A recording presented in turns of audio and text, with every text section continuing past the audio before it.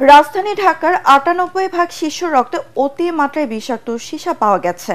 এতে বাধাগ্রস্ত হচ্ছে শিশুর শারীরিক ও মানসিক বিকাশ।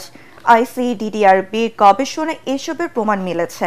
জনস্বাস্থ্য বিশেষজ্ঞ ও গবেষক মাহবুবুর রহমান জানান, নিয়ন্ত্রণহীন লিড অ্যাসিড ব্যাটারির মাত্রাতিরিক্ত ব্যবহার বন্ধ করতে হবে।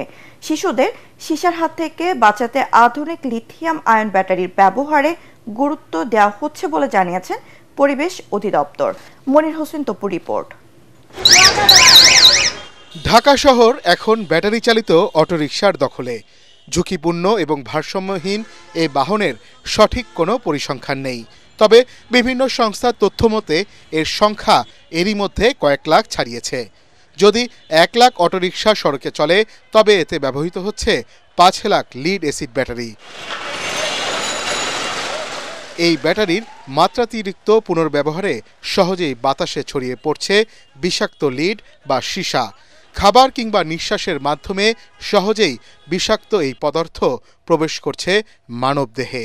ঢাকার প্রতিটি এলাকা থেকে নমুনা সংগ্রহ করে জানা যায়, প্রতিটি শিশুর শরীরে সীসা বাসা বেঁধেছে।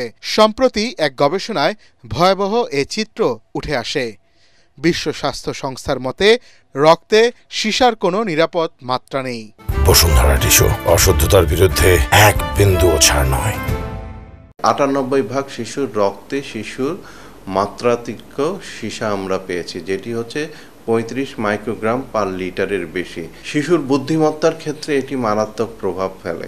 এই ভয়াবহ পরিস্থিতি নিয়ন্ত্রণে লিড অ্যাসিড ব্যাটারি ব্যবহার বন্ধে কার্যকর পদক্ষেপ নিতে হবে সরকারকে বলেও জানান তিনি।